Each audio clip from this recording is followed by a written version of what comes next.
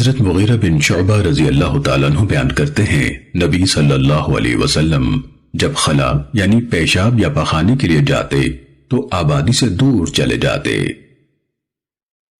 سنن ابو داود حدیث نمبر 1۔ حضرت جابر بن عبداللہ رضی اللہ تعالیٰ عنہ بیان کرتے ہیں نبی صلی اللہ علیہ وسلم کو جب پیشاب پخانے کی حاجت ہوتی تو آبادی سے دور چلے جاتے حتیٰ کہ آپ کو کوئی نہ دیکھ سکتا۔ سنن ابو داود حدیث نمبر 2۔ ابو طیاح کہتے ہیں کہ مجھے ایک شیخ نے بتایا کہ حضرت عبداللہ بن عباس رضی اللہ تعالیٰ عنہما جب بصرہ میں بحیثیت گورنر تشریف لائے تو لوگوں نے حضرت ابو موسیٰ اشعری رضی اللہ تعالیٰ عنہ سے سنی ہوئی احادیث بیان کرتے تھے، تو اس ضمن میں حضرت عبداللہ بن عباس رضی اللہ تعالیٰ عنہ نے حضرت ابو موسیٰ رضی اللہ تعالیٰ عنہ کے نام ایک خط لکھا جس میں ان سے کچھ مسائل دریافت کیے۔ چنانچہ حضرت ابو موسیٰ رضی اللہ تعالیٰ عنہ نے انہیں جواب میں لکھا، میں ایک دن رسول اللہ صلی اللہ علیہ وسلم کی معیت میں تھا تو آپ نے پیشاب کرنے کا ارادہ کیا، بس آپ ایک دیوار کی جڑ میں نرم مٹی کے پاس آئے اور پیشاب کیا۔ اس کے بعد آپ نے فرمایا تم میں سے جب کوئی پیشاب کرنا چاہے تو اس کے لیے مناسب نرم جگہ تلاش کر لیا کرے۔ سنن ابو داود حدیث نمبر 3۔ حضرت انس بن مالک رضی اللہ تعالیٰ عنہ روایت کرتے ہیں کہ رسول اللہ صلی اللہ علیہ وسلم جب بیت الخلاء میں داخل ہونے کا ارادہ کرتے تو درج ذیل دعا پڑھتے۔ حماد بن زید کے الفاظ ہیں اللہم انی اعوذ بک من الخبث والخبائث، اعوذ باللہ من الخبث والخبائث، اے اللہ میں خبیث جنوں اور جنیوں سے تیری پناہ میں آتا ہوں۔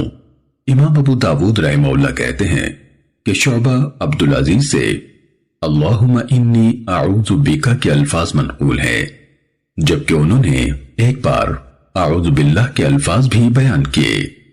امام ابو داود کہتے ہیں کہ وہیب سے فَلْيَتَعَوَّذُ بِاللَّهِ، امام ابو داود کہتے ہیں کہ وہیب سے فَلْيَتَعَوَّذُ بِاللَّهِ، اسے اللہ کی پناہ لینی چاہیے کہ الفاظ منقول ہیں۔ سنن ابو داود حدیث نمبر 4۔ شعبہ عبدالعزیز یعنی ابن سہیب سے وہ حضرت انس رضی اللہ تعالیٰ عنہ سے یہی مذکورہ بالا حدیث نقل کرتے ہیں۔ ان کے الفاظ یہ ہیں اللہم انی اعوذ بک، اور شعبہ کہتے ہیں کہ عبدالعزیز نے حضرت انس رضی اللہ تعالیٰ عنہ سے ایک بار اعوذ باللہ کے الفاظ بیان کیے۔ سنن ابو داود حدیث نمبر 5۔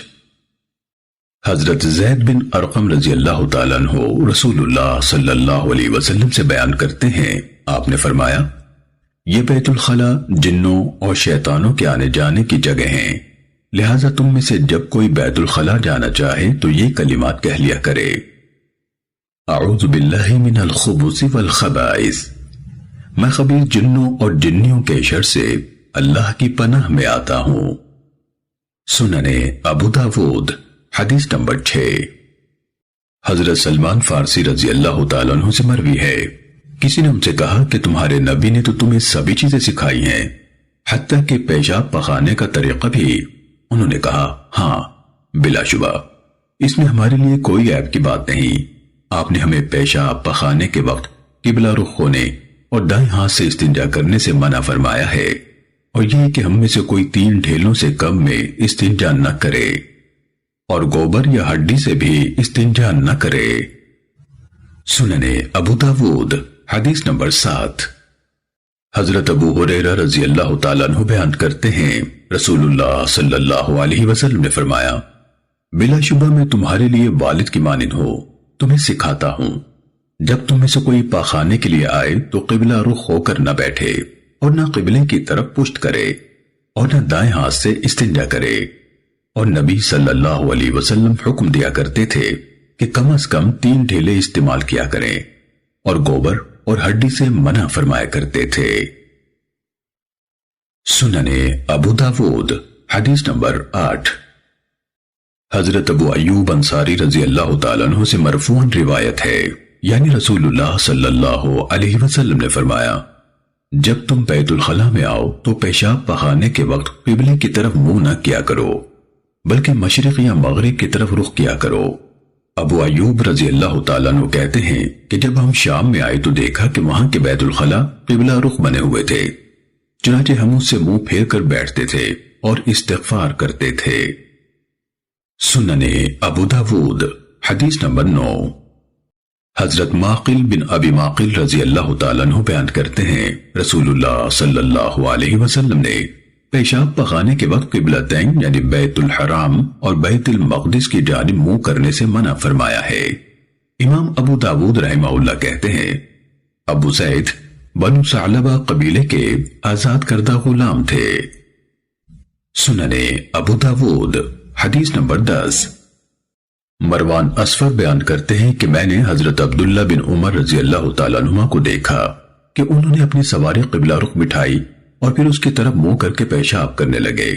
میں نے کہا اے ابو عبد الرحمن، کیا اس سے منع نہیں کیا گیا ہے؟ انہوں نے کہا ہاں، کھلی فضا میں اس سے روکا گیا ہے، مگر جب تمہارے اور قبلے کے درمیان کوئی چیز حائل ہو تو کوئی حرج نہیں۔ سنن ابو داود حدیث نمبر 11۔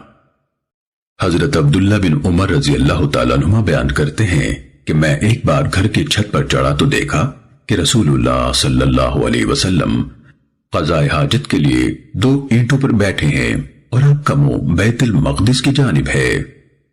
سنن ابو داود حدیث نمبر 12۔ حضرت جابر بن عبداللہ رضی اللہ تعالیٰ عنہ بیان کرتے ہیں نبی صلی اللہ علیہ وسلم نے منع فرمایا کہ ہم پیشاب کے لیے قبلے کی طرف منہ کریں۔ پھر میں نے آپ کی وفات سے 1 سال پہلے آپ کو دیکھا کہ آپ قبلے کی طرف منہ کر کے قضاء حاجت کے لیے بیٹھے تھے۔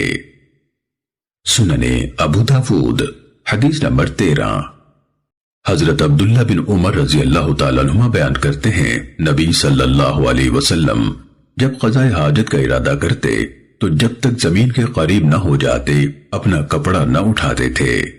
امام ابو داود رحمہ اللہ کہتے ہیں کہ اس حدیث کو عبد السلام بن حرب نے اعمش سے اور انہوں نے حضرت انس بن مالک رضی اللہ تعالیٰ عنہ سے روایت کیا ہے، مگر یہ سند ضعیف ہے۔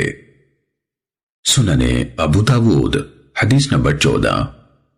حضرت ابو سعید خدری رضی اللہ تعالیٰ عنہ کہتے ہیں کہ میں نے رسول اللہ صلی اللہ علیہ وسلم کو سنا، آپ صلی اللہ علیہ وسلم فرماتے تھے 2 شخص اس طرح پخانے کے لیے نہ نکلے کہ وہ اپنی شرمگاہیں کھولے پخانہ کر رہے ہوں اور باتیں بھی کیے جا رہے ہوں، بلا شبہ اللہ عز و جل اس بات پر ناراض ہوتا ہے۔ امام ابو داود رحمہ اللہ کہتے ہیں کہ اس حدیث کو صرف اکرمہ بن عمار نے مسند بیان کیا ہے۔ سنن ابو داود حدیث نمبر 15۔ حضرت عبداللہ بن عمر رضی اللہ تعالیٰ عنہ کہتے ہیں ایک بار نبی کریم صلی اللہ علیہ وسلم پیشاب کر رہے تھے کہ ایک شخص آپ کے پاس سے گزرا، اس نے آپ کو سلام کیا تو آپ نے سلام کا جواب نہیں دیا۔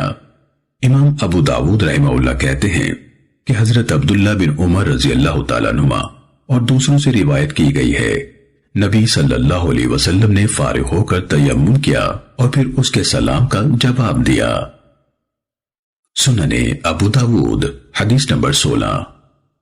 حضرت مہاجر بن قنفذ رضی اللہ تعالیٰ عنہ سے روایت ہے کہ وہ نبی صلی اللہ علیہ وسلم کے پاس سے گزرے اور آپ پیشاب کر رہے تھے، انہوں نے سلام کیا تو آپ نے جواب نہ دیا، حتیٰ کہ آپ نے وضو کیا اور جواب دیا اور معذرت کرتے ہوئے فرمایا مجھے یہ بات ناپسند آئی کہ طہارت کے بغیر اللہ تعالیٰ کا ذکر کروں۔ راوی کو شبہ ہے کہ آپ صلی اللہ علیہ وسلم نے علی طہرن کہا تھا یا علی طہارتن، معنی دونوں کا ایک ہی ہے۔ سنن ابو داود حدیث نمبر 17۔ ام المومنین سیدہ عائشہ رضی اللہ تعالیٰ عنہ بیان فرماتی ہیں رسول اللہ صلی اللہ علیہ وسلم ہر وقت اللہ تعالیٰ کا ذکر کیا کرتے تھے۔ سنن ابو داود حدیث نمبر 18۔ حضرت انس رضی اللہ تعالیٰ عنہ کہتے ہیں نبی صلی اللہ علیہ وسلم جب بیت الخلا جاتے تو اپنی انگوٹھی اتار لیا کرتے تھے۔ امام ابو داود رحمہ اللہ کہتے ہیں کہ یہ حدیث منکر ہے، یعنی ثقات کی روایت کے خلاف ہے، جبکہ معروف سند یوں ہے ان ابن جریج ان زیاد بن سعد ان زہری ان انس بن مالک رضی اللہ تعالیٰ عنہ کہ نبی صلی اللہ علیہ وسلم نے چاندی کی انگوٹھی بنوائی پھر اسے اتار دیا۔ مذکورہ بالا پہلی حدیث میں وہم حمام کو ہوا ہے اور اسے صرف حمام نے روایت کیا ہے۔ سننے ابو داود حدیث نمبر 19۔ حضرت ابن عباس رضی اللہ تعالیٰ عنہ بیان کرتے ہیں کہ نبی کریم صلی اللہ علیہ وسلم 2 قبروں کے پاس سے گزرے تو آپ نے فرمایا انہیں عذاب دیا جا رہا ہے اور انہیں کسی بہت بڑی بات میں عذاب نہیں دیا جا رہا ہے۔ رہا یہ شخص تو یہ پیشاب سے نہ بچتا تھا اور یہ دوسرا تو یہ چغل خوری کیا کرتا تھا۔ پھر آپ نے کھجور کی ایک تازہ ٹہنی منگوائی، اسے 2 حصوں میں چیرا اور ہر 2 قبروں پر ایک ایک کو گاڑ دیا اور فرمایا امید ہے کہ ان کے خشک ہونے تک ان کے عذاب میں تخفیف رہے گی۔ حناد کے الفاظ یستنزہو پیشاب سے نہیں بچتا تھا کہ بجائے یستترو پردہ نہ کرتا تھا ہیں۔ سننے ابو داود حدیث نمبر 20۔ جناب عثمان بن ابی شیبہ کہتے ہیں کہ ہمیں جریر نے منصور کے واسطے سے مجاہد سے بیان کیا ہے، انہوں نے ابن عباس رضی اللہ تعالیٰ عنہ سے مرفوعاً اس کے ہم معنی روایت بیان کی ہے۔ جریر نے کہا کان لا یستتر من بولہ، اور ابو معاویہ محمد بن خازم کے لفظ ہیں کان لا یستنزہ من بولہ۔ سننے ابو داود حدیث نمبر 21۔ حضرت عبد الرحمن بن حسنہ رضی اللہ تعالیٰ عنہ کہتے ہیں کہ میں اور عمر بن عاص نبی صلی اللہ علیہ وسلم کے پاس گئے، اسی دوران آپ باہر نکلے اور آپ کے پاس چمڑے کی ایک ڈھال تھی، آپ نے اسی سے پردہ کیا اور پھر پیشاب کیا۔ ہم میں سے بعض نے کہا کہ دیکھو ایسے پیشاب کر رہے ہیں جیسے کہ عورت چھپ چھپا کر پیشاب کرتی ہے۔ یہ بات آپ نے سن لی، آپ نے فرمایا کیا تمہیں معلوم نہیں کہ بنو اسرائیل کے ایک شخص کا کیا حال ہوا تھا؟ ان کو اگر پیشاب لگ جاتا تھا تو وہ اس حصے کو کاٹ ڈالتے تھے۔ اس شخص نے اپنی قوم کو اس کام سے روک دیا تو اسے قبر میں عذاب دیا گیا۔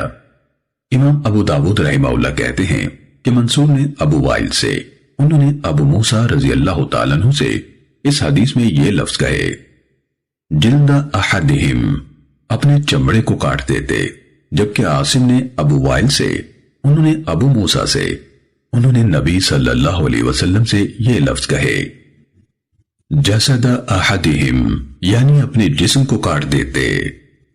سننے ابو داود حدیث نمبر 22۔ حضرت حذیفہ رضی اللہ تعالیٰ عنہ بیان کرتے ہیں رسول اللہ صلی اللہ علیہ وسلم ایک قوم کے کوڑے کے ڈھیر پر آئے اور کھڑے ہو کر پیشاب کیا، پھر آپ نے پانی منگوایا اور وضو کیا، اس وضو میں آپ نے اپنے موضوع پر مسح فرمایا۔ امام ابو داود رحمہ اللہ کہتے ہیں کہ ان کے شیخ مسدد نے کہا کہ راوی حدیث حضرت حذیفہ رضی اللہ تعالیٰ عنہ نے کہا کہ اس موقع پر میں آپ سے دور ہٹنے لگا تو آپ نے مجھے بلایا حتیٰ کہ میں آپ کے قریب آ گیا اور آپ کے پیچھے ایڑیوں کے پاس کھڑا ہو گیا۔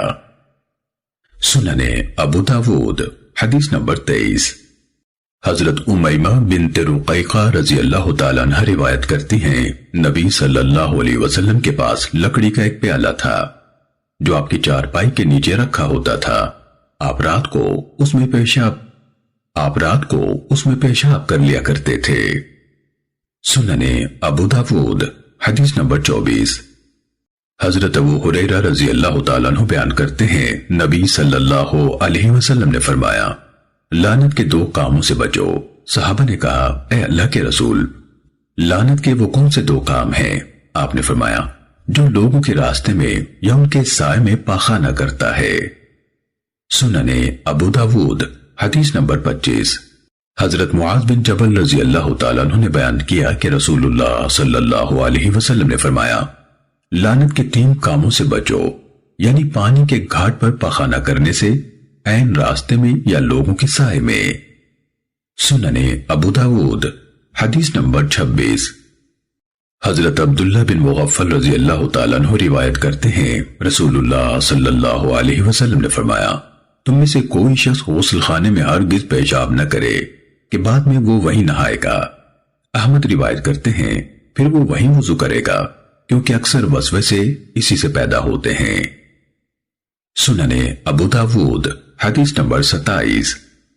حمید حمیری عبد الرحمن کے صاحبزادے کہتے ہیں کہ میں ایک صاحب سے ملا جو رسول اللہ صلی اللہ علیہ وسلم کی صحبت سے فیض یافتہ تھے، جیسے کہ حضرت ابو ہریرہ رضی اللہ تعالیٰ عنہ آپ کی صحبت میں رہے تھے۔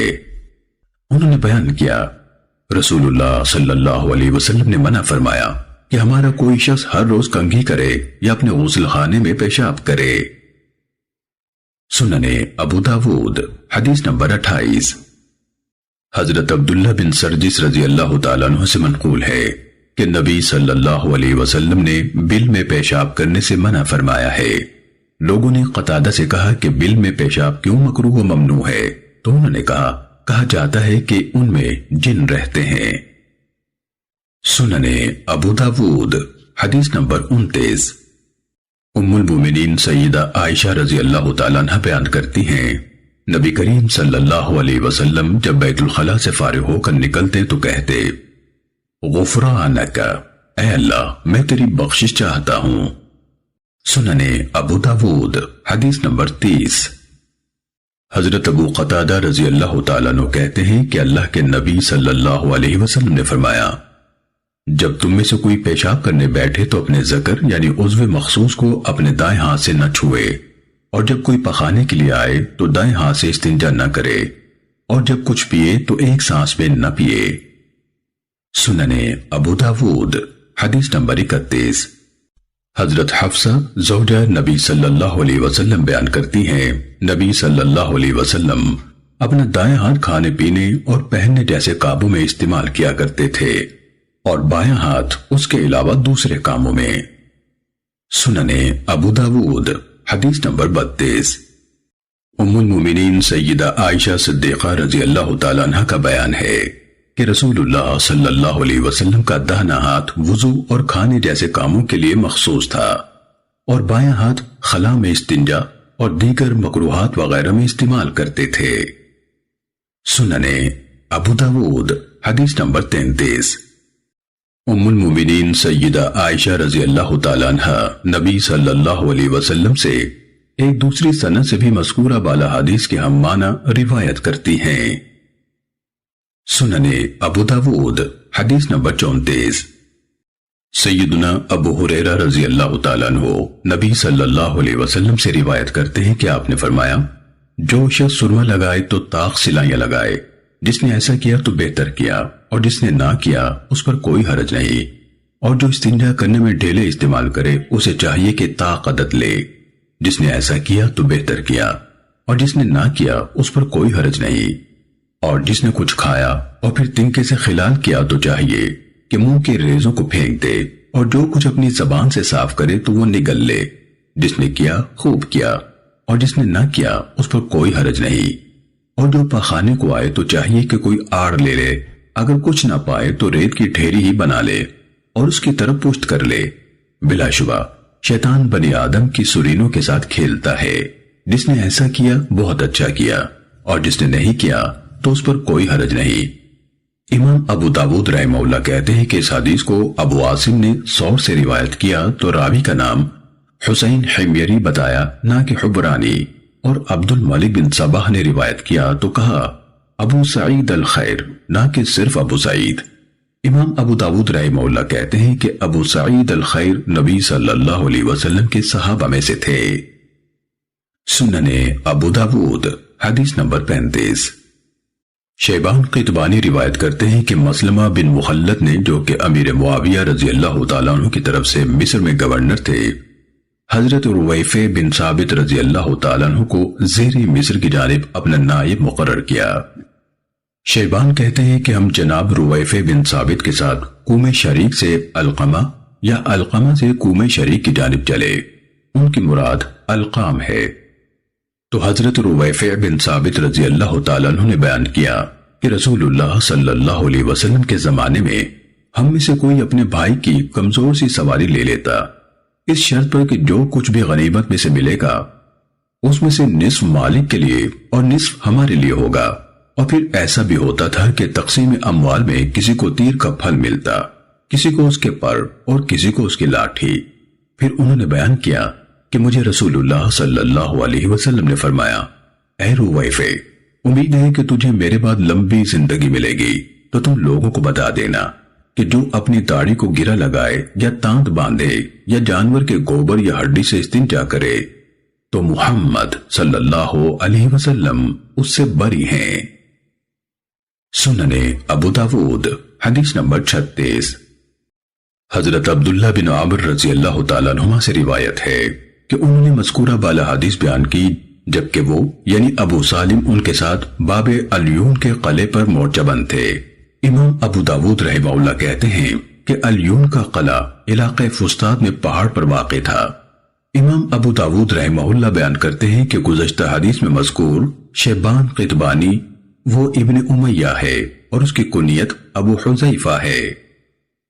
سنن ابو داود حدیث نمبر 37۔ سیدنا جابر بن عبداللہ رضی اللہ تعالیٰ عنہ کہتے ہیں کہ ہمیں رسول اللہ صلی اللہ علیہ وسلم نے ہڈی یا مینگنی سے استنجا کرنے سے منع فرمایا تھا۔ سنن ابو داود حدیث نمبر 38۔ سیدنا عبداللہ بن مسعود رضی اللہ تعالیٰ عنہ کہتے ہیں کہ جنوں کا ایک وفد رسول اللہ صلی اللہ علیہ وسلم کی خدمت میں حاضر ہوا اور انہوں نے کہا اے محمد صلی اللہ علیہ وسلم اپنی امت کو منع فرما دیجئے کہ وہ ہڈی یا گوبر یا کوئلے سے استنجا نہ کریں کیونکہ اللہ عز و جل نے ان میں ہمارا رزق رکھا ہے۔ چنانچہ نبی کریم صلی اللہ علیہ وسلم نے ان سے روک دیا۔ سنن ابو داود حدیث نمبر 39۔ ام المومنین سیدہ عائشہ رضی اللہ تعالیٰ عنہ سے روایت ہے، وہ کہتی ہے کہ رسول اللہ صلی اللہ علیہ وسلم نے فرمایا جب تم میں سے کوئی پخانے کے لیے جانے لگے تو اپنے ساتھ 3 ڈھیلے لے جایا کرے، ان سے استنجا کر لیا کرے، بے شک یہ اس کے لیے کفایت کریں گے۔ سنن ابو داود حدیث نمبر 40۔ حضرت خزیمہ بن ثابت رضی اللہ تعالیٰ عنہ کہتے ہیں کہ رسول اللہ صلی اللہ علیہ وسلم سے استنجے کے بارے میں پوچھا گیا تو آپ نے فرمایا 3 ڈھیلوں سے استنجا کرے، ان میں گوبر نہ ہو۔ امام ابو داود رحمہ اللہ کہتے ہیں کہ ابو اسامہ اور ابن نمیر نے بھی ہشام بن عروہ سے ایسے ہی روایت کیا ہے۔ سنن ابو داود حدیث نمبر 41۔ ام المومنین سیدہ عائشہ رضی اللہ تعالیٰ عنہ بیان کرتی ہے کہ ایک بار رسول اللہ صلی اللہ علیہ وسلم نے پیشاب کیا تو حضرت عمر رضی اللہ تعالیٰ عنہ پانی کا لوٹا لیے آپ کے پیچھے کھڑے ہو گئے۔ بعد از فراغت آپ نے پوچھا عمر یہ کیا ہے؟ انہوں نے کہا یہ پانی ہے کہ آپ اس سے وضو فرما لیں۔ آپ نے فرمایا مجھے یہ حکم نہیں ہے کہ جب بھی پیشاب کروں تو ساتھ وضو بھی کروں، اگر میں نے ایسا کیا تو امت کے لیے سنت بن جائے گی۔ سنن ابو داود حدیث نمبر 42۔ حضرت انس بن مالک رضی اللہ تعالیٰ عنہ کہتے ہیں کہ رسول اللہ صلی اللہ علیہ وسلم ایک باغ میں داخل ہوئے، ایک غلام آپ کے ساتھ تھا، اس کے پاس لوٹا تھا اور وہ ہم میں سے چھوٹی عمر کا تھا، تو اس نے اس برتن کو بیری کے پاس رکھ دیا۔ آپ جب حاجت سے فارغ ہوئے تو ہمارے پاس تشریف لے آئے اور اس موقع پر آپ نے پانی سے استنجا کیا تھا۔ سنن ابو داود حدیث نمبر 43۔ سیدنا ابو ہریرہ رضی اللہ تعالیٰ عنہ نبی صلی اللہ علیہ وسلم سے بیان کرتے ہیں کہ یہ آیت کریمہ فیہ رجال یحبون ان یتطہروا، اس میں ایسے لوگ ہیں جو پاک رہنے کو پسند کرتے ہیں، اہل قباء کے بارے میں نازل ہوئی تھی۔ حضرت ابو ہریرہ رضی اللہ تعالیٰ عنہ بیان کرتے ہیں کہ وہ لوگ پانی سے استنجا کرتے تھے تو ان کے بارے میں یہ آیت اتری۔ سنن ابو داود حدیث نمبر 44۔ حضرت ابو ہریرہ رضی اللہ تعالیٰ عنہ کہتے ہیں کہ نبی صلی اللہ علیہ وسلم جب خلا رفع حاجت کے لیے جاتے تو میں آپ کے لیے پیالے یا چھاگل میں پانی لے آتا اور آپ اسے استنجا کر لیتے۔ امام ابو داود رحمہ اللہ نے کہا وقی کی حدیث میں ہے پھر اپنا ہاتھ زمین پر رگڑتے، پھر میں آپ کے پاس پانی کا ایک اور برتن لاتا تو آپ اس سے وضو کرتے۔ امام ابو داود رحمہ اللہ کہتے ہیں کہ اسود بن عامر کی روایت وقی کی روایت کے مقابلے میں زیادہ کامل ہے۔ سنن ابو داود حدیث نمبر 45۔ حضرت ابو ہریرہ رضی اللہ تعالیٰ عنہ رسول اللہ صلی اللہ علیہ وسلم کی طرف نسبت کرتے ہوئے بیان کرتے ہیں کہ آپ نے فرمایا اگر اہل ایمان کے لیے مشقت نہ ہوتی تو میں انہیں نماز عشاء کو تاخیر سے پڑھنے اور ہر نماز کے وقت مسواک کرنے کا حکم دیتا۔ सुनने अबू दाऊद हदीस नंबर 46। हजरत ज़ैद बिन खालिद जोहनी रजी अल्लाह ताला अन्हु कहते हैं कि मैंने रसूलुल्लाह सल्लल्लाहु अलैहि वसल्लम को सुना, आप फरमाते थे, अगर मेरी उम्मत के लिए मशक्कत न होती तो मैं उन्हें हर नमाज के वक्त मिसवाक का हुक्म देता। अबू सलमा कहते हैं, चुनाचे मैंने देखा कि हजरत ज़ैद रजी अल्लाह ताला अन्हु मस्जिद में बैठे होते थे और मिसवाक उनके कान पर रखी होती थी, जैसे किसी मुंशी का कलम उसके कान पर होता है, तो जब नमाज के लिए उठते मिसवाक कर लेते। सुनने अबू दाऊद हदीस नंबर 47। मोहम्मद बिन याहिया कहते हैं कि मैंने अब्दुल्ला बिन अब्दुल्ला से कहा कि तुम्हारे वालिद हजरत इब्ने उमर रजी अल्लाह ताला अन्हुमा वुजू से हों या बेवुजू, वो हर नमाज के लिए पाबंदी से वुजू करते हैं, इसकी क्या वजह है? तो उन्होंने जवाब दिया कि मुझे अस्मा बिनते ज़ैद बिन खत्ताब ने बताया कि अब्दुल्ला बिन हंजला बिन अबी आमिर ने उसे बताया कि रसूलुल्लाह सल्लल्लाहु अलैहि वसल्लम को पहले हुक्म दिया गया था। तो उन्होंने जवाब दिया कि मुझे अस्मा बिनते ज़ैद बिन खत्ताब ने बताया कि अब्दुल्ला बिन हंजला बिन अबी आमिर ने उसे बताया कि रसूलुल्लाह सल्लल्लाहु अलैहि वसल्लम को पहले हुक्म दिया गया था कि हर नमाज के लिए वुजू किया करें, खा पहले वुजू से हो या बेवुजू। मगर जब उन्हें मशक्कत हुई तो हुक्म दिया गया कि हर नमाज के लिए मिसवाक किया करें। चुनाचे इब्ने उमर रजी अल्लाह ताला अन्हुमा समझते थे कि उनमें हिम्मत है, लिहाजा वो हर नमाज के लिए नया वुजू करते थे। इमाम अबू दाऊद रहमहुल्लाह कहते हैं कि इब्राहिम बिन साद ने मोहम्मद बिन इसहाक से रिवायत करते हुए अब्दुल्ला के बजाय उबैदुल्लाह बिन अब्दुल्ला कहा है। सुनने अबू दाऊद हदीस नंबर 48। जनाब अबू बुर्दा रहमहुल्लाह अपने वालिद हजरत अबू मूसा अशारी रजी अल्लाह ताला अन्हु से रिवायत करते हैं कि हम रसूलुल्लाह सल्लल्लाहु अलैहि वसल्लम के पास आपसे सवारी तलब करने आए तो मैंने देखा कि आप अपनी जबान पर मिसवाक कर रहे थे। ये मुसद्दद की रिवायत के अल्फाज हैं और सुलेमान की रिवायत में ये अल्फाज हैं कि मैं नबी सल्लल्लाहु अलैहि वसल्लम के पास आया, आप मिसवाक कर रहे थे और आपने अपनी मिसवाक जबान के किनारे पर रखी हुई थी और आपसे एह एह की आवाज निकल रही थी, जैसे कि उबकाई आ रही हो। इमाम अबू दाऊद रहमहुल्लाह कहते हैं कि मुसद्दद ने कहा कि हदीस लंबी थी मगर मैंने इसे मुख्तसर कर दिया है। सुनने अबू दाऊद हदीस नंबर 49। उम्मुल मोमिनीन सैयदा आयशा रजी अल्लाह ताला अन्हा कहती हैं कि रसूलुल्लाह सल्लल्लाहु अलैहि वसल्लम मिसवाक कर रहे थे और आपके पास दो शख्स थे, उनमें से एक बड़ा और दूसरा छोटा था। उसी इसना में आप पर मिसवाक की फजीलत के बारे में वही की गई और ये कि आप ये मिसवाक बड़े को दे दीजिए। सुनने अबू दाऊद हदीस नंबर 50। उम्मुल मोमिनीन सैयदा आयशा रजी अल्लाह ताला अन्हा फरमाती हैं कि नबी सल्लल्लाहु अलैहि वसल्लम मिसवाक कर रहे होते थे और मुझे इनायत फरमाते कि मैं उसे धो दूं, मगर मैं पहले उसे अपने मुंह में फेरती फिर उसे धोकर आपको वापस दे देती। सुनने अबू दाऊद हदीस नंबर 51। उम्मुल मोमिनीन सैयदा आयशा रजी अल्लाह ताला अन्हा कहती हैं कि रसूलुल्लाह सल्लल्लाहु अलैहि वसल्लम ने फरमाया, 10 बातें फितरत में से हैं, यानी साबिका अंबिया की मुतवातिर सुन्नत हैं, और वो ये हैं: मूंछें कुतरवाना, दाढ़ी छोड़ना, मिसवाक करना, नाक में पानी चढ़ाना और साफ करना, नाखून काटना, हाथों पैरों और दीगर जोड़ों का धोना, बगलों के बाल उखेड़ना, जेरे नाफ के बाल मूंडना और इस्तिंजा करना, यानी पानी से। जकरिया की सनद में मुसाब ने कहा कि मैं 10वीं बात भूल गया हूं, शायद ये कुल्ली करना हो। सुनने अबू दाऊद हदीस नंबर 52। हजरत अम्मार बिन यासिर रजी अल्लाह ताला अन्हुमा से रिवायत है कि रसूलुल्लाह सल्लल्लाहु अलैहि वसल्लम ने फरमाया, ये चीजें फितरी उमूर में शामिल हैं, यानी कुल्ली करना और नाक में पानी चढ़ाना। और मज़कूरा वाला हदीस की मानिंद जिक्र किया गया, मगर उसमें दाढ़ी छोड़ने का जिक्र नहीं बल्कि खतने का जिक्र मजीद है। और उनकी रिवायत में इंतिज़ाह का लफ्ज बयान किया गया है, इंतिकासुल मां का लफ्ज नहीं कहा गया। इंतिज़ाह के माना है बादत वुज़ू शर्मगाह के मकाम पर छींटे मारना, और इंतिकास के माना पानी के साथ इस्तिंजा करना है।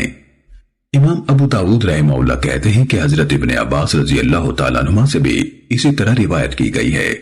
انہوں نے کہا کہ 5 امور فطرت سر سے متعلق ہیں۔ انہوں نے مانگ نکالنے کا ذکر کیا اور داڑھی چھوڑنے کا نہیں کیا۔ امام ابو داود رحمہ اللہ کہتے ہیں کہ حماد کی مذکورہ بالا روایت کی طرح طلق بن حبیب، مجاہد اور بکر بن عبداللہ موزنی سے ان کے موقوف اقوال مروی ہیں۔ انہوں نے بھی داڑھی بڑھانے کا ذکر نہیں کیا۔ اور حضرت ابو ہریرہ رضی اللہ تعالیٰ عنہ کی حدیث جو وہ نبی صلی اللہ علیہ وسلم سے روایت کرتے ہیں اس میں داڑھی بڑھانے کا ذکر آیا ہے، اور ابراہیم نخعی سے اسی طرح مروی ہے اور اس میں داڑھی بڑھانے اور ختنے کا ذکر ہے۔ سننے ابو داود حدیث نمبر 53۔ سیدنا حذیفہ رضی اللہ تعالیٰ عنہ بیان کرتے ہیں رسول اللہ صلی اللہ علیہ وسلم جب رات کو اٹھتے تو مسواک سے اپنا منہ صاف کیا کرتے تھے۔ سننے ابو داود حدیث نمبر 54۔ ام المومنین سیدہ عائشہ رضی اللہ تعالیٰ عنہ بیان کرتی ہیں رات کو نبی صلی اللہ علیہ وسلم کے لیے مسواک اور وضو کا پانی تیار رکھا جاتا تھا، چنانچہ جب آپ رات کو اٹھتے تو پہلے قضاء حاجت کرتے اور پھر مسواک کیا کرتے تھے۔ سننے ابو داود حدیث نمبر 55۔ ام المومنین سیدہ عائشہ رضی اللہ تعالیٰ عنہ سے مروی ہے نبی صلی اللہ علیہ وسلم دن یا رات میں جب بھی سو کر اٹھتے تو وضو سے پہلے مسواک کیا کرتے تھے۔ سننے ابو داود حدیث نمبر 56۔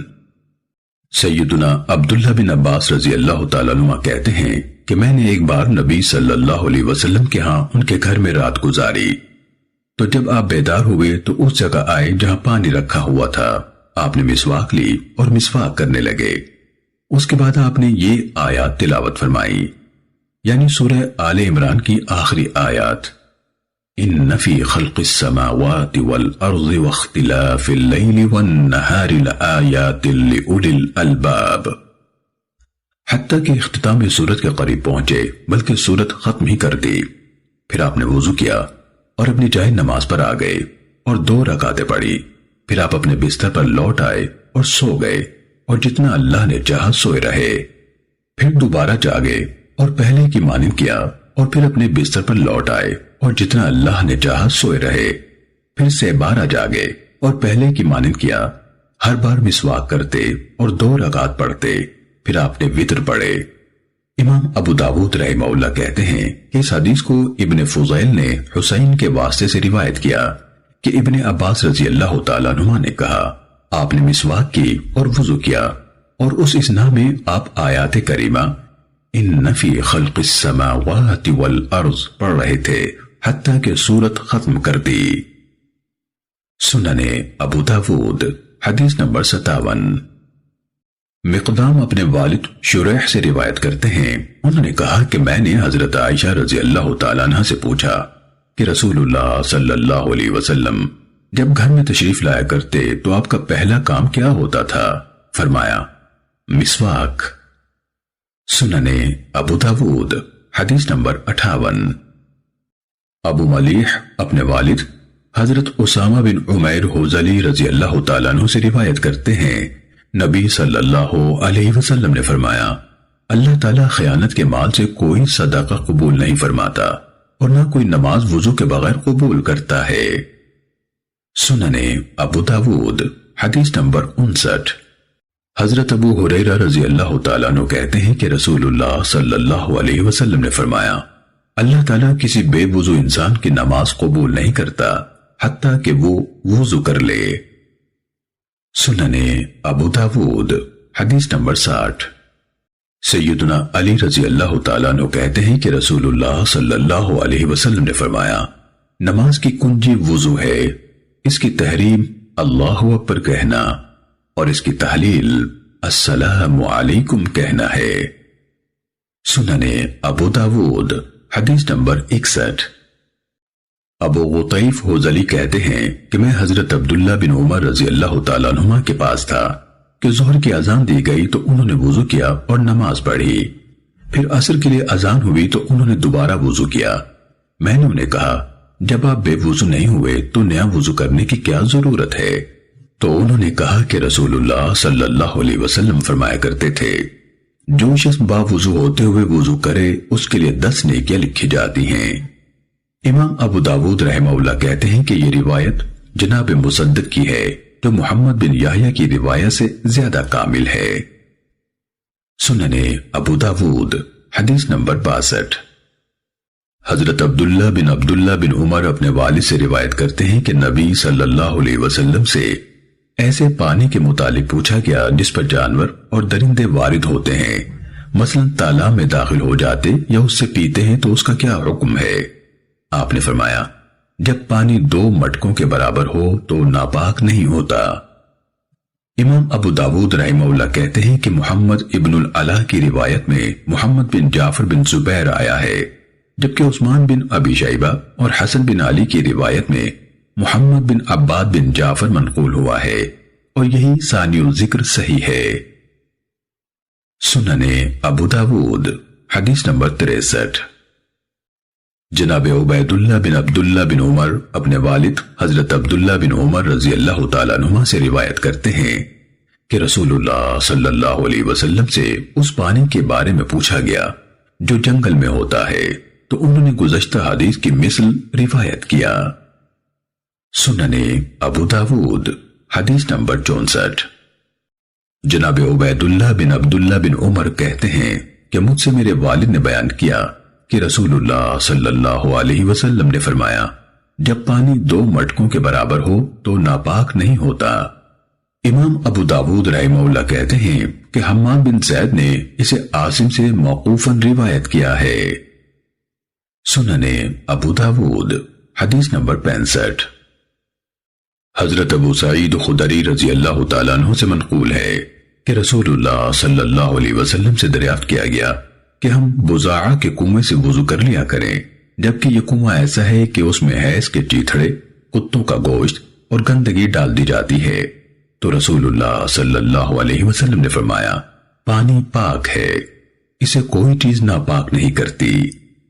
امام ابو داود رحمہ اللہ کہتے ہیں بعض نے راوی کا نام عبداللہ بن رافع کے بجائے عبد الرحمن بن رافع بیان کیا ہے۔ سنن ابو داود حدیث نمبر 66۔ حضرت ابو سعید خدری رضی اللہ تعالیٰ عنہ کہتے ہیں کہ میں نے رسول اللہ صلی اللہ علیہ وسلم سے سنا اور آپ کو بتایا جا رہا تھا کہ آپ کے لیے جو پانی لایا جاتا ہے وہ بزاعہ کے کنویں کا ہوتا ہے، حالانکہ اس میں کتوں کا گوشت، حیض کے چیتھڑے اور انسانوں کی غلاظت تک ڈال دی جاتی ہے، تو رسول اللہ صلی اللہ علیہ وسلم نے فرمایا پانی پاک ہے، اسے کوئی شے ناپاک نہیں کرتی۔ امام ابو داود رحمہ اللہ کہتے ہیں کہ میں نے قتیبہ بن سعید سے سنا، وہ کہتے تھے کہ میں نے اس کنویں کے معافی سے اس کی گہرائی کے بارے میں پوچھا تو اس نے کہا پانی زیادہ سے زیادہ پیڑوں یعنی ناف کے نچلے حصے تک آتا ہے۔ میں نے کہا اور جب کم ہو تو؟ اس نے کہا کہ شرمگاہ سے کم یعنی رانوں تک۔ امام ابو داود رحمہ اللہ کہتے ہیں کہ میں نے ذاتی طور پر خود اپنی چادر اس کنویں پر پھیلا کر اسے ناپا تو اس کا قطر 6 ہاتھ تھا، اور میں نے اس کے محافظ سے پوچھا جس نے میرے لیے باغ کا دروازہ کھولا اور کنواں دکھلایا تھا، کیا اس کی بنا میں دور نبوی سے کوئی تبدیلی کی گئی ہے؟ تو اس نے کہا نہیں، اور میں نے اس کا پانی دیکھا تو اس کا رنگ بدلا ہوا تھا۔ سنن ابو داود حدیث نمبر 67۔ حضرت ابن عباس رضی اللہ تعالیٰ عنہ بیان کرتے ہیں کہ نبی صلی اللہ علیہ وسلم کی کسی اہلیہ محترمہ نے لگن میں سے غسل کیا، نبی صلی اللہ علیہ وسلم تشریف لائے، آپ اسے وضو یا غسل کرنا چاہتے تھے، تو اہلیہ محترمہ نے آپ کو بتایا کہ اے اللہ کے رسول، میں جنابت سے تھی اور میں نے اسی پانی سے غسل کیا ہے، تو رسول اللہ صلی اللہ علیہ وسلم نے فرمایا تو کیا ہوا؟ پانی جنبی نہیں ہوتا، پاک ہی رہتا ہے۔ سنن ابو داود حدیث نمبر 68۔ حضرت ابو ہریرہ رضی اللہ تعالیٰ عنہ نبی صلی اللہ علیہ وسلم سے بیان کرتے ہیں، آپ نے فرمایا کوئی شخص ٹھہرے ہوئے پانی میں ہرگز پیشاب نہ کرے کہ پھر اسی سے غسل کرے گا۔ سنن ابو داود حدیث نمبر 69۔ حضرت ابو ہریرہ رضی اللہ تعالیٰ عنہ کہتے ہیں رسول اللہ صلی اللہ علیہ وسلم نے فرمایا تم میں سے کوئی شخص کھڑے پانی میں ہرگز پیشاب نہ کرے اور نہ جنابت سے اس میں نہائے۔ سنن ابو داود حدیث نمبر 70۔ حضرت ابو ہریرہ رضی اللہ تعالیٰ عنہ نبی کریم صلی اللہ علیہ وسلم سے بیان کرتے ہیں، آپ نے فرمایا، جب تمہارے کسی کے برتن میں کتا منہ مار جائے تو اس کی پاکیزگی کا طریقہ یہ ہے کہ اسے 7 بار دھویا جائے، ان میں پہلی بار مٹی سے ہو۔ امام ابو داود رحمہ اللہ کہتے ہیں کہ ایوب اور حبیب بن شہید نے بھی محمد ابن سیرین سے ایسے ہی ذکر کیا ہے، یعنی پہلی بار مٹی سے دھویا جائے۔ سننے ابو داود حدیث نمبر 71۔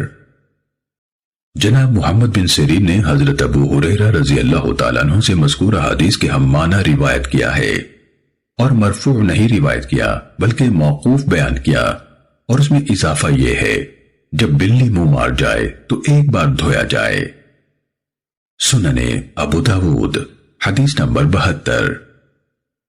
سیدنا ابو ہریرہ رضی اللہ تعالیٰ عنہ سے روایت ہے کہ اللہ کے نبی صلی اللہ علیہ وسلم نے فرمایا، کتا جب برتن میں منہ مار جائے تو اسے 7 بار دھو، 7ویں بار مٹی سے ہو۔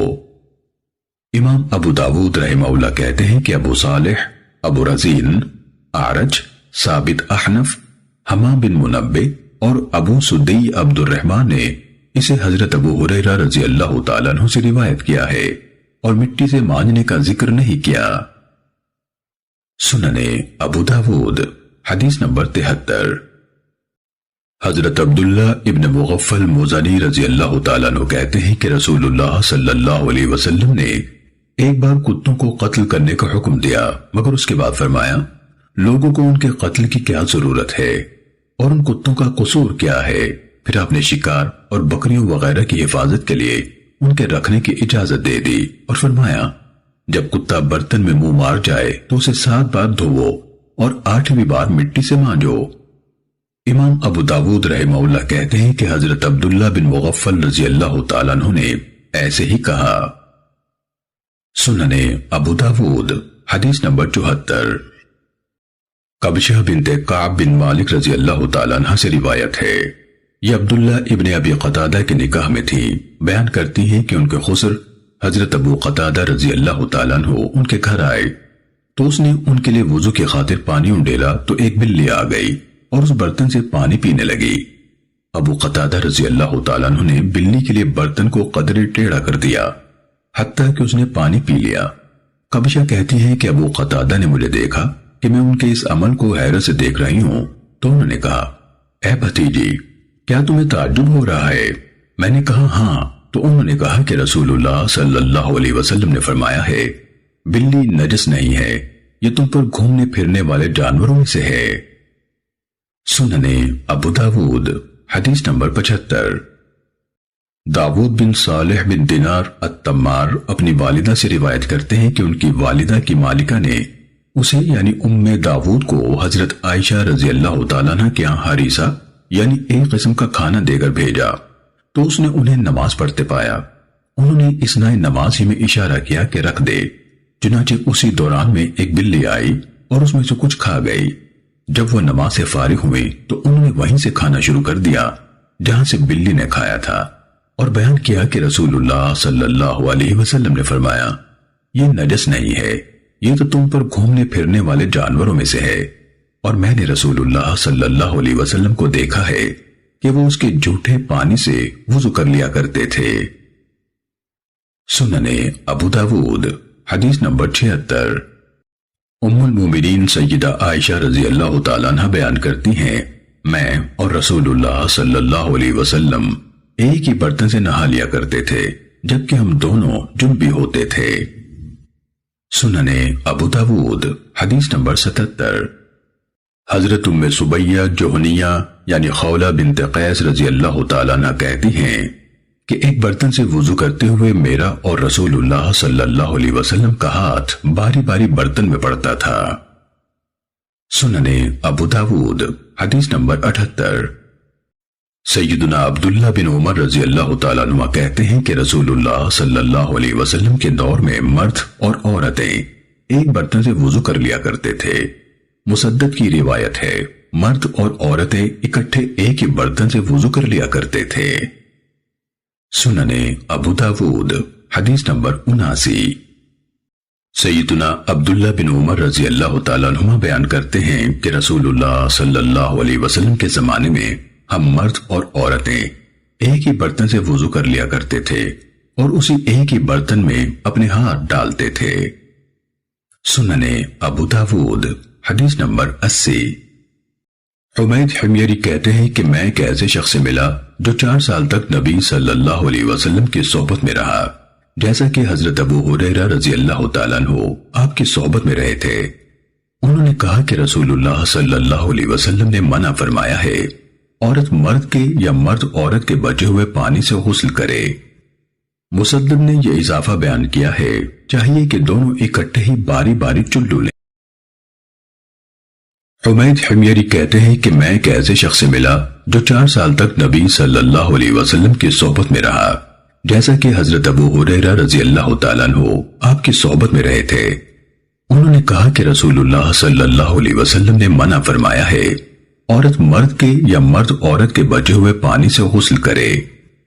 مسدد نے یہ اضافہ بیان کیا ہے چاہیے کہ دونوں اکٹھے ہی باری باری چلو لیں۔ سنن ابو داود حدیث نمبر 81۔ حکم بن عمر اور یہ اقرا ہیں سے روایت ہے کہ نبی صلی اللہ علیہ وسلم نے اس بات سے منع فرمایا ہے کہ مرد عورت کے بچے ہوئے پانی سے وضو کرے۔ سنن ابو داود حدیث نمبر 82۔ سیدنا ابو ہریرہ رضی اللہ تعالیٰ عنہ کہتے ہیں کہ ایک شخص نے اللہ کے رسول سے سوال کیا کہ اللہ کے رسول، ہم سمندر میں سفر کرتے ہیں اور اپنے ساتھ پینے کے لیے تھوڑا سا پانی لے جاتے ہیں، اگر ہم اس سے وضو کرنے لگیں تو پیاسے رہ جائیں، تو کیا ہم سمندر کے پانی سے وضو کر لیا کریں؟ تو رسول اللہ صلی اللہ علیہ وسلم نے فرمایا سمندر کا پانی پاک اور اس کا مردہ حلال ہے۔ سنن ابو داود حدیث نمبر 83۔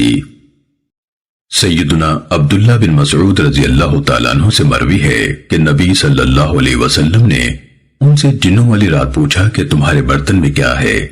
انہوں نے کہا نبیذ یعنی کھجور کا شربت ہے، تو آپ نے فرمایا کھجور پاکیزہ پھل ہے اور پانی پاک ہے۔ سلیمان بن داود کی روایت میں ہے کہ شریک کو وہم ہوا اور انہوں نے ابو زید یا زید کہا، جبکہ حناد کو وہم نہیں ہوا، اس نے ابو زید ہی کہا۔ ایسے ہی حناد کی روایت میں لیلۃ الجن کا ذکر نہیں ہے اور سلیمان کی روایت میں موجود ہے۔ سنن ابو داود حدیث نمبر 84۔ علقمہ کہتے ہیں کہ میں نے حضرت عبداللہ بن مسعود رضی اللہ تعالیٰ عنہ سے دریافت کیا کہ رسول اللہ صلی اللہ علیہ وسلم کی جنوں سے ملاقات والی رات آپ لوگوں میں سے کون رسول اللہ صلی اللہ علیہ وسلم کے ساتھ تھا؟ تو انہوں نے کہا کہ ہم میں سے کوئی بھی آپ کے ساتھ نہ تھا۔ سنن ابو داود حدیث نمبر 85۔ جناب عطا بن ابی رباح رحمہ اللہ سے منقول ہے کہ انہوں نے دودھ اور نبیذ سے وضو کو مکروہ کہا ہے اور فرمایا کہ مجھے ان سے وضو کرنے کے بجائے تیمم کرنا زیادہ پسند ہے۔ سنن ابو داود حدیث نمبر 86۔ ابو خلدہ کہتے ہیں کہ میں نے جناب ابو العالیہ تابعی سے پوچھا کہ ایک شخص جسے جنابت لاحق ہوئی ہو اس کے پاس پانی نہ ہو مگر نبیذ یعنی کھجور یا کشمش کا پانی موجود ہو تو کیا وہ اسے غسل کر لے؟ انہوں نے فرمایا نہیں۔ سنن ابو داود حدیث نمبر 87۔ سیدنا عبداللہ بن ارقم رضی اللہ تعالیٰ عنہ سے روایت ہے کہ وہ حج یا عمرے کے لیے نکلے، ان کی میت میں کچھ لوگ بھی تھے اور وہ ان کے امام تھے۔ ایک دن نماز فجر کی اقامت ہوئی تو انہوں نے کہا کہ تم میں سے کوئی آگے ہو اور نماز پڑھائے، اور خود قضاء حاجت کے لیے چل دیے اور کہا کہ میں نے رسول اللہ صلی اللہ علیہ وسلم سے سنا ہے، آپ فرماتے تھے جب تم میں سے کسی کو بیت الخلاء جانے کی حاجت ہو اور نماز بھی کھڑی ہو رہی ہو تو چاہیے کہ وہ پہلے قضاء حاجت کے لیے جائے۔